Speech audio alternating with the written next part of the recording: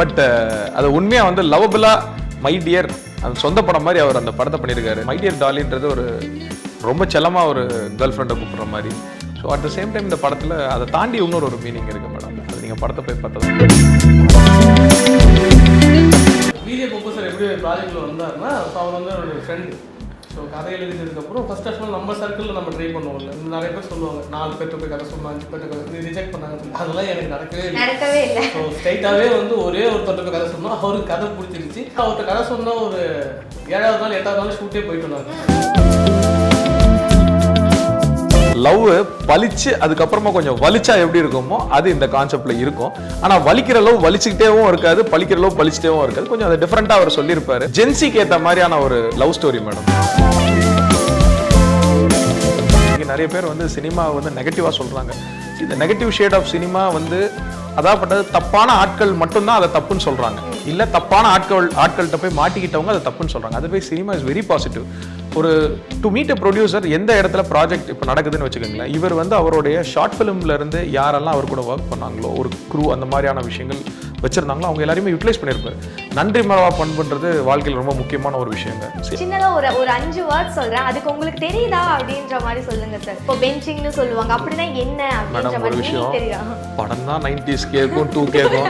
நாங்க 2 பேர் 90s kit தான். ஸோ போலாமா சார்? எஸ். ஃபர்ஸ்ட் டெலுலு சார் அப்படின்னா என்ன, ஏதாவது ஐடியா இருக்கா? என் ஆபீஸ்ல ராஜுலுன்னு ஒரு பையன் இருக்கா, டெலுலுனா என்னன்னு தெரியல madam. Sir next ghosting. Crumbing. Sir இது எனக்கு தெரியும் சார், எனக்கு தெரியும் மேட்ரு. இந்த மேட்ரு மேடம் பிரெட் கிரம்பிங் தானே, சூப்பில் போட்டு தருவாங்களா தானே இல்லையா? எஃப்டி சினிமாஸ் எக்ஸ்க்ளூசிவ் வியூவர்ஸ் எல்லாருக்கும் ஒரு பெரிய ஹாய். இன்னைக்கு நம்ம கூட மை டியர் டாலி படத்துல இருந்து co producer Sivaramakrishnan sir and director cum writer Aravind Raj sir வந்திருக்காங்க. அவங்கள வெல்கம் பண்ணிடலாம். வணக்கம் சார். வணக்கம் சார். சார் படத்தை பத்தி நிறைய பேசணும். ஃபர்ஸ்ட் மை டியர் டாலி, அந்த பேருக்கான ரீசன் சார், ஏன் அந்த பேர் வச்சீங்க? டாலி அப்படின்றது ஒரு கேர்ள் ஃப்ரெண்டு செல்லமாக கூப்பிடுறது தானே, ஒரு பெஸ்டி அந்த மாதிரி ஒரு ட்ரெண்டபிள் வேர்டு அது. ஸோ டாலி அப்படின்றது. ஸோ அதுக்கு தாண்டி படத்தில் அதுக்கு கொஞ்சம் இன்னொரு மீனிங் இருக்குது. ஓகே. அதுதான் வந்து மெயின் கதையே. ஸோ அந்த டாலி மை டியர்ன்றது ஆக்சுவலாக 90s கிட்ஸை கவர் பண்ணுறதுக்கு ஒரு டூல் தான் இருக்குது. ஸோ மை டியர் பூதம், மை டியர் குட்டிச்சாத்தால நம்ம நிறைய பார்த்துருப்போம். ஸோ அதே தான் மை டியர் டாலின்றது. அதுதான். அவ்வளோதானே சார், வேற எதுவும் இல்லையா? ஆக்சுவலா மை டியர் டாலின்னு அவர் வச்சிருக்காரு இல்லையா, அதுல அவர் எந்த டியரை கூப்பிட்டாருன்னு எனக்கு தெரியாது. ஸோ பட் அது உண்மையா வந்து லவபிளா மை டியர் அந்த சொந்த படம் மாதிரி அவர் அந்த படத்தை பண்ணியிருக்காரு. ஸோ மை டியர் டாலின்றது ஒரு ரொம்ப செல்லமா ஒரு கேர்ள் ஃப்ரெண்டை கூப்பிடுற மாதிரி. So at the same time இந்த படத்தில் அதை தாண்டி இன்னொரு ஒரு மீனிங் இருக்கு மேடம். அது நீங்கள் படத்தை போய் பார்த்தா தெரியும். சரி, இந்த படத்தோட ஸ்கிரிப்ட் கேட்குறப்போ ஓகே இதில் நம்ம வந்துட்டு நம்பி இறங்கலாம், ப்ரொடியூஸ் பண்ணால் நமக்கு வந்துட்டு எந்த ஒரு நெகட்டிவும் வராதுப்பா அப்படின்ட்டு ஒரு இடத்துல தோணி இருக்கும்ல சார், அது எந்த இடம் சார் உங்களுக்கு? லவ்வை ரொம்ப டிஃப்ரெண்ட்டாக சொல்லியிருந்தாரு. அண்ட் ஒரு 90s கிட் பையனுக்கும் ஒரு 2K ஜென்ரேஷன் பொண்ணுக்கும் இருக்கக்கூடிய ஒரு லவ் ஸ்டோரி மேடம். அது இப்போ நீங்கள் என்ன கேட்கலாம் சார், நிறைய படம் இப்போ சமீபத்தில் அதே மாதிரி தானே வருதுன்ட்டு. பட் அதை தாண்டி இதில் ஒரு ஸ்பெஷலாக ஒரு விஷயம் இருக்கும் மேடம். அவர் சொன்னார் இல்லையா, அந்த மை டியர் டாலி அந்த டைட்டில் ஒரு சீக்ரெட் இருக்கு. அது திரும்ப 2 வாட்டி ப்ரொனவுன்ஸ் பண்ணி பார்த்தீங்கன்னா அதுலேயே உங்களுக்கு அதுக்கான ரீசன் தெரியும். லவ்வை ரொம்ப காம்பேக்டாக சொல்லியிருப்பாரு. ஒரு நல்ல ஒரு பட்ஜெட் ஃப்ரெண்ட்லியான ஒரு மூவி, ரொம்ப கஷ்டப்பட்டு பண்ணக்கூடிய ஒரு படம். அதில் வந்து ரொம்ப அழகாக பண்ணார். அந்த ஒரு பட்ஜெட்டில் ஒரு சின்ன பட்ஜெட்டில் படம் இருக்கக்கூடிய இன்றைக்கி இருக்கக்கூடிய தலைமுறை ப்ரொடியூசர்ஸுக்கு எவ்வளோ டிஃபிகல்ட்டிஸ் டாஸ்க்ஸ் இருக்குன்றது புரிஞ்சு அதை வந்து ரொம்ப ஒரு காம்பேக்டாக நல்லா அழகாக பண்ணியிருப்பார் மேடம். ஒரு சூப்பரான ஒர்த் வாட்சிங் love story sir. And Vijay Pappu அவர் வந்துட்டு நிறைய சின்ன ரோல் பண்ணியிருக்காரு. அவர் வந்துட்டு விஜய் பண்ணி பார்த்துருக்கோம், ஒரு சில காமெடி ஸ்கிரிப்ட் பண்ணி பார்த்துருக்கோம். ஸோ ஒரு ஹீரோவாக டெபியூ பண்ணால் நல்லா இருக்கும் அப்படின்ற ஒரு தாட் இருக்குல்ல சார், அவரை வச்சு ப்ரொடியூஸ் பண்ணலாம்ப்பா, நான் நம்பி ப்ரொடியூஸ் பண்ணுவேன் அப்படின்ற ஒரு தாட் இருக்குல்ல சார், அது எப்போ வந்துச்சு சார்? எதனால அவரை நம்பி இந்த படத்தில் வந்துட்டு அவர் மெயின்? அது சத்தியமா என்னோட யோசனை இல்லைங்க, அவரோட யோசனை தான். விஜய் பப்பு சார் எப்படி ப்ராஜெக்டில் வந்தாருன்னா அவர் வந்து ஒரு ஃப்ரெண்டு. ஸோ கதை எழுதிட்டதுக்கப்புறம் ஃபர்ஸ்ட் ஆஃப் ஆல் நம்ம சர்க்கிளில் நம்ம ட்ரை பண்ணுவோம்ல. ஸோ இதுமாதிரி ஒரு காம்பாக்டான ஒரு ப்ரொடியூசர் கிடச்சிருக்காங்க. ஸோ ஒரு பட்ஜெட்டில் ஒரு படம் பண்ணணும். என்ன சொல்கிறது, அதுக்காக நம்ம ஒரு சர்ச் பண்ணுவோம்ல. ஸோ அதில் எனக்கு இருந்த ஒரு என்ன சொல்கிறது, என்னோட சர்க்கிளில் ஃபஸ்ட்டு சர்ச் பண்ணக்குள்ள விஜய் பாபு ப்ரோட்ட போய் பேசணும். இப்போ நிறைய பேர் சொல்லுவாங்க 4 பேர்கிட்ட போய் கதை சொன்னோம், 5 பேர்கிட்ட கதை நீ ரிஜெக்ட் பண்ணாங்கன்னு சொல்லி. அதெல்லாம் எனக்கு நடக்கவே இல்லை. ஸோ ஸ்ட்ரைட்டாகவே வந்து ஒரே ஒருத்தர்கிட்ட போய் கதை சொன்னோம், அவருக்கு கதை பிடிச்சிருச்சு. இன்ஃபேக்ட் வந்து அவர்கிட்ட கதை சொன்ன ஒரு 7வது நாள் 8வது நாள் ஷூட்டே போயிட்டு இருந்தாங்க. ஸோ அதுதான் கரெக்டாக அந்த டைம் அவர் ஃப்ரீயாக இருந்தார். அடுத்தது இப்போ நிறைய ப்ராஜெக்ட்ஸ் பண்ணிட்டு இருக்காரு ப்ரோ. ஸோ நல்லபடியாக வந்துட்டு இருக்கு, மலையாளத்தில் பண்ணிட்டு இருக்காரு. ஆல்ரெடி வந்து தமிழில் அப்கமிங்ஸ் மூவிஸ் நிறையா இருக்குது. ஸோ அடுத்த 2 படம் ஹீரோ கமிட் ஆகிருக்காரு. ஸோ கேள்விப்பட்டேன், சந்தோஷமாக இருக்குது. ஸோ இந்த படத்தில் கமிட் பண்ணியிருக்க எல்லா ஆக்டர் அண்ட் ஆக்ட்ரஸ் எல்லாருமே டெபியூ தான் இருக்காங்க. ஒரு சின்ன சின்ன ரோலில் பார்த்துருப்போம், இல்லை காமெடி பண்ணி பார்த்துருப்போம். ஸோ ட்ரைலர் பார்க்குறப்போ ரொம்பவே மிக்ஸ்டு எமோஷன்ஸாக இருந்துச்சு. ஸோ லவ் மட்டும்தான்ப்பா அப்படின்ட்டு இல்லாமல் ஒரு ஃபேமிலியிலையும் வந்துட்டு இந்த மாதிரிலாம் இருக்கும் அப்படின்றது வந்து எக்ஸ்பிரஸ் பண்ணுற மாதிரி தான் இருந்துச்சு. ஸோ எப்படி சார் இந்த ஒரு ஸ்கிரிப்ட் எப்படி கொண்டு வந்தீங்க? எல்லாமே வந்து பார்த்த மாதிரி தான் இருக்கும் உங்களுக்கு பார்க்கறதுக்கு. ஸோ அதை தாண்டி ஒரு விஷயம் வந்து உள்ளே இருக்குது, நீங்கள் பார்க்காத ஒரு விஷயம். அதாவது வந்து ஒரு ட்ரைனஸ் இருக்குல்ல, நம்ம எந்த படம் போய் பார்த்தாலும் இந்த படம் அங்கே இருக்குது, இந்த படம் இங்கே இருக்குது அப்படின்னு சொல்லி நம்ம மைண்ட் நமக்கு தெரியாமலே கனெக்ட் ஆகிக்கும்ல. ஸோ அந்த பிரச்சனை வந்து உங்களுக்கு இந்த படத்தில் வராது. டோட்டலாக ஒரு யூனிக்கான ஒரு லைன் எடுத்து பண்ணியிருக்கோம். ஸோ ட்ரெய்லரில் எதுவுமே நாங்கள் காட்டல,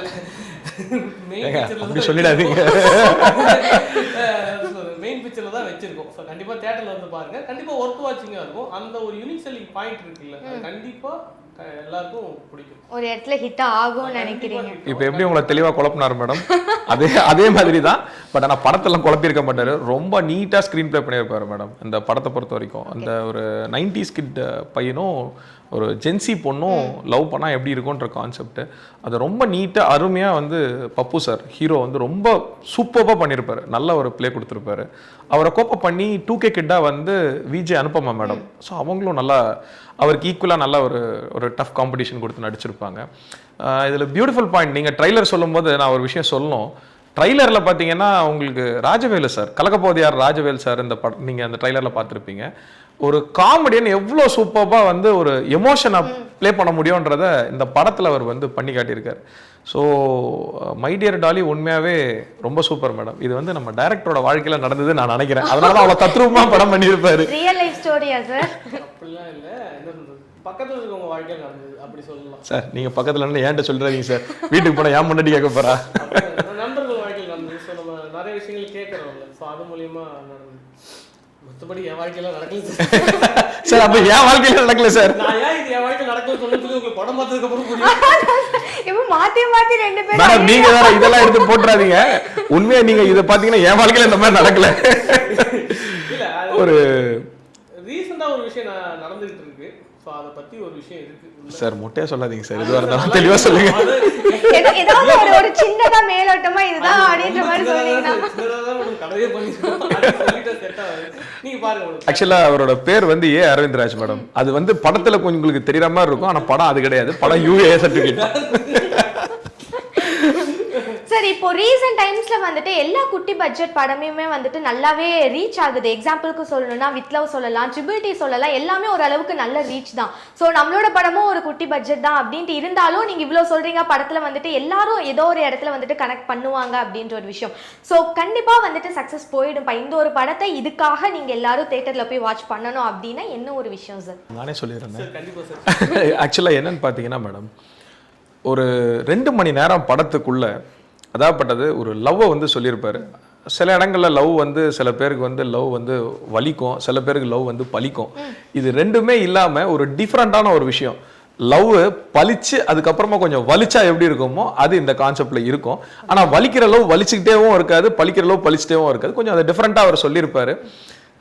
இந்த ஜென்சிக்கு ஏற்ற மாதிரியான ஒரு லவ் ஸ்டோரி மேடம். அதில் ரொம்ப பியூட்டிஃபுல்லான ஒரு விஷயம் என்னன்னு பார்த்தீங்கன்னா எமோஷன்ஸ் இந்த படத்தில், லாட் ஆஃப் எமோஷன்ஸ். அதே மாதிரி காமெடின்னு பார்த்தீங்கன்னா ஓரளவுக்கு, அதே மாதிரி ஒரு ஃபேமிலி ஜானர். யூஸ்வலாக பார்த்தீங்கன்னா ஒரு மாமியார் மருமக சண்டைன்னு சொல்லுவோம்ல, அதுவும் இந்த படத்தில் வந்து இருக்கும். இருக்கு 100% இருக்கு.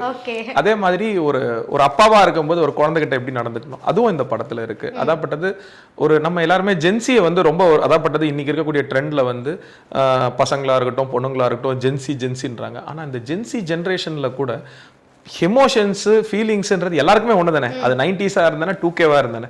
Human is a human. அது வந்து இந்த படத்தில் ரொம்ப அழகாக காட்டியிருப்போம். Everybody has a moral value and everybody follows that moral வேல்யூன்றது தான் இந்த படத்தோடைய ஒரு concept. Okay sir 2K and gen Z and 90s kid இவங்களுக்குள்ள இருக்க ஒரு விஷயம் தான் அப்படின்னு சொல்லிட்டீங்க. ஒரு சின்ன செக்மெண்ட் மாதிரி போகலாம். இப்போ ஜென்சிஸ் வந்துட்டு நிறைய டேர்ம்ஸ் யூஸ் பண்றாங்க, வேர்ட்ஸ்லாம் இதுக்கு இந்த மீனிங் இருக்கு, இதெல்லாம் இப்படியா அப்படின்ற மாதிரி இருக்கு. ஸோ சின்னதாக ஒரு 5 வேர்ட்ஸ் சொல்றேன், அதுக்கு உங்களுக்கு தெரியுதா அப்படின்ற மாதிரி சொல்லுங்க சார். லைக் இப்போ பெஞ்சிங்னு சொல்லுவாங்க, அப்படின்னா என்ன அப்படின்ற மாதிரி மீனிங் தெரியுதா? படம் தான் 90s கேக்கும் 2Kக்கும், நாங்க 2 பேர் 90s கிட் தான். ஸோ படத்திலேயே ஒரு வார்த்தை அழகா வரும், 90s போது ஹீரோயின் வந்து அழகா ஹீரோ பத்தி சொல்லுவாங்க, கார்த்திக் நீ ஒரு பூமர் மாதிரி இருக்கு அப்படின்னு சொல்லி வச்சிருப்பாங்க. நாங்கெல்லாம் பூமர் தான் மேடம். சும்மா ஒரு சின்ன ட்ரை தான் சார். கேளுங்க தூக்கல போட மாட்டீங்க. போலாமா சார்? எஸ். ஃபர்ஸ்ட் டெலுலு சார் அப்படின்னா என்ன, ஏதாவது ஐடியா இருக்கா? என் ஆபீஸ்ல ராஜுலுன்னு ஒரு பையன் இருக்கான், டெலுலுனா என்னன்னு தெரியல மேடம். தெரியல மேடம். சார் போட்டுங்க. தெரியலையா உங்களுக்கு சார்? தெரியல. Okay sir. சார் அப்படின்னா என்னன்னா லைக் இப்போ ஏதாவது ஒரு சின்னதா ஒரு விஷயம் சொன்னாலும், இப்போ லைக் உன்னோட ஸ்டோரி நல்லா இருக்கு அப்படின்னு சொன்னா ஓகே நம்ம ஸ்டோரி நல்லா இருக்குன்னு சொல்லிட்டான், ஸோ இவன் தான்ப்பா நம்மளோட அப்படின்ட்டு ஒரு சின்ன சின்ன விஷயத்தையும் பெருசா எடுத்துப்பாங்கல்ல. அப்படின்னா நான் டெலுலு மேடம்.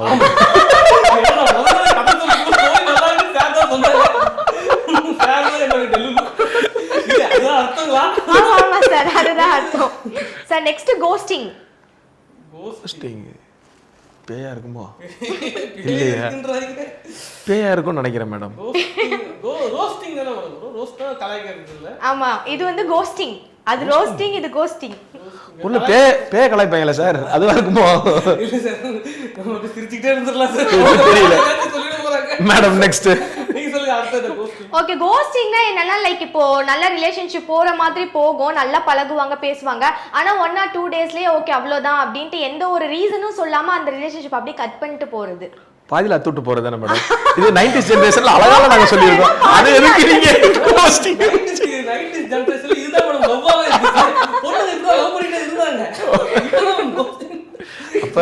அப்ப இந்த வாழ்க்கை உங்க வாழ்க்கையில நடந்திருக்கா சார் ஏற்கனவே ghosting? Okay okay sir. Next வந்துட்டு பிரெட் கிரம்பிங். மேடம் சாப்பிடுறது பிரெட் சார், இது எனக்கு தெரியும் சார், எனக்கு தெரியும் மேட்டர், இந்த மேட்டர் மேடம். பிரெட் கிரம்பிங் தானே?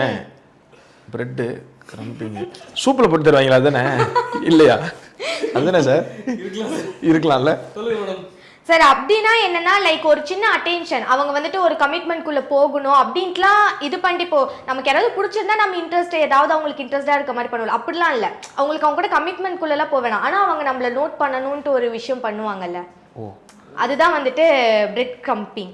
இது வந்து சீன் போடுறதுன்னு சொல்லுவாங்க. அதுல வந்து இதெல்லாம் காலகாலமா இருக்கு. நீங்க ஏதோ வேர்ட் மாத்தி வச்சு குழப்பறீங்க. கவுண்டமணி சார் பாஷையில சொல்ல போனா டகால்டி. டகால்டி நாங்கலாம் அதுக்குள்ள சீன் போடுறதுன்னுவாங்க. நீங்க வந்து பிரெட் கிரம்பிங். மேடம் எல்லாம் இல்ல சார், இது பார்த்ததுக்கு அப்புறம் தான் எனக்கு தெரியுது நம்ம ஜென்சி நீங்களே கிடையாது போல இருக்கு.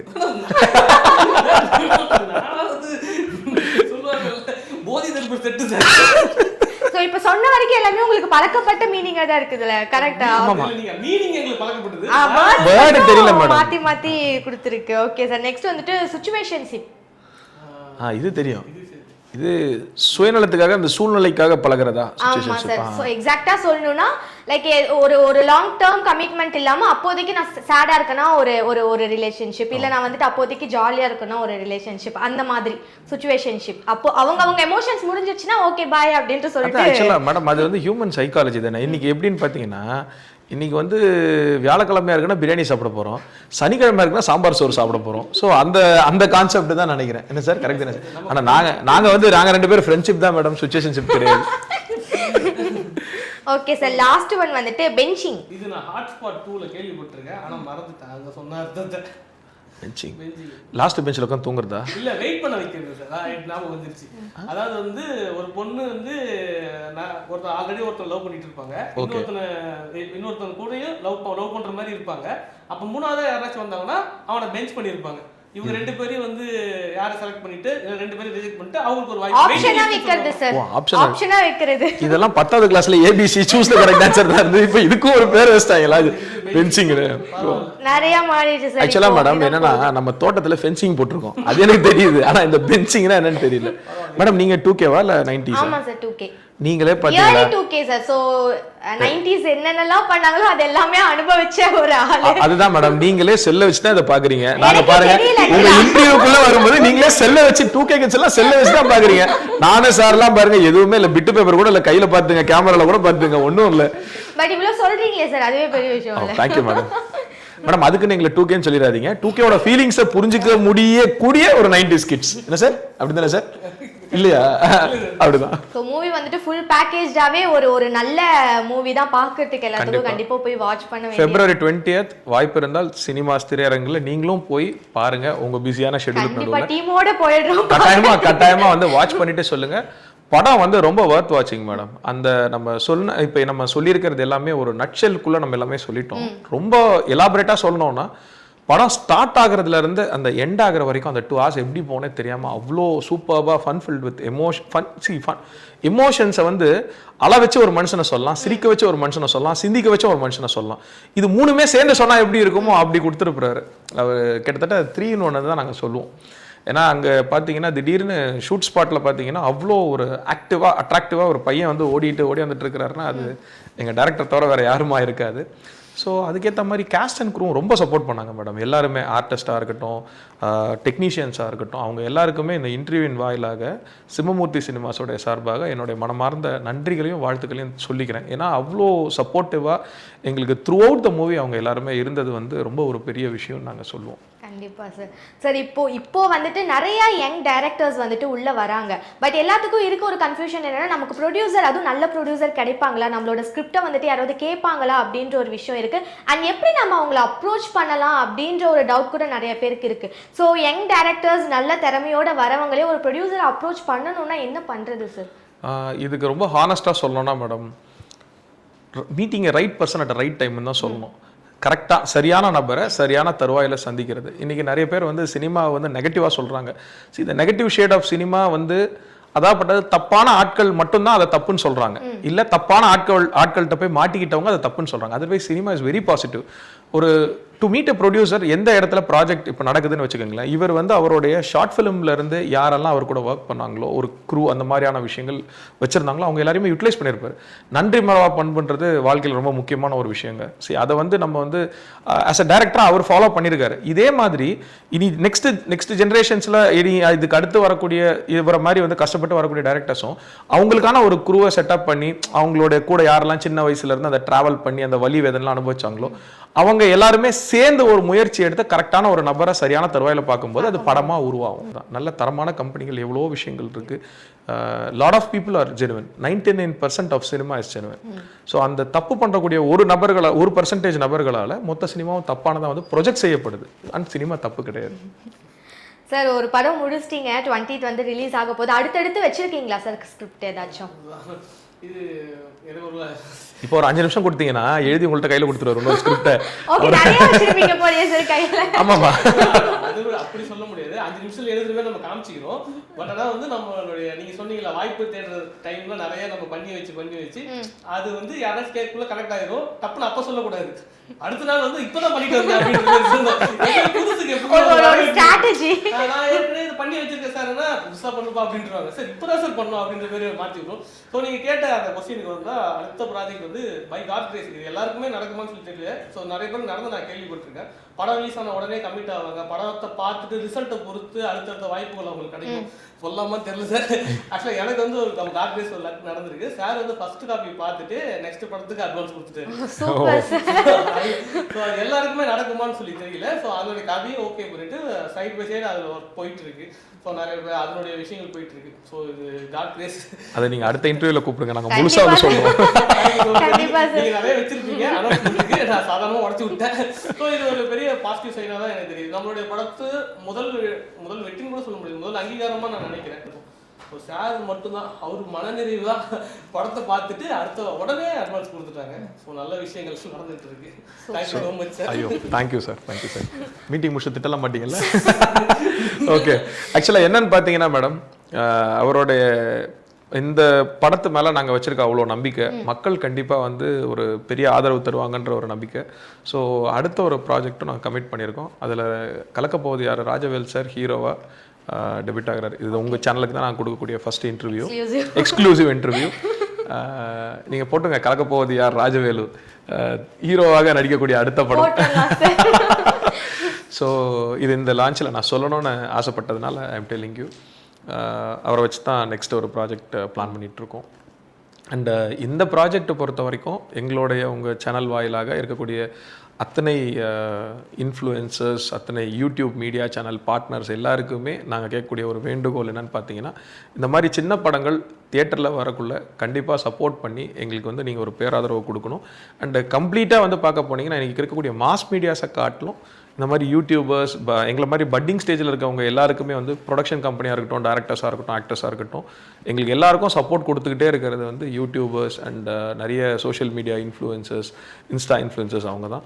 ஸோ அவங்க எல்லாருக்குமே உங்கள் சேனலோட வாயிலாக எங்களுடைய சார்பாகவும், மைடியர் டாலி குழுவின் சார்பாகவும், சிவமூர்த்தி சினிமாஸோடைய சார்பாகவும் என்னுடைய மனமார்ந்த நன்றிகளையும் வாழ்த்துக்களையும் நான் தெரிவிச்சுக்கிறேன்.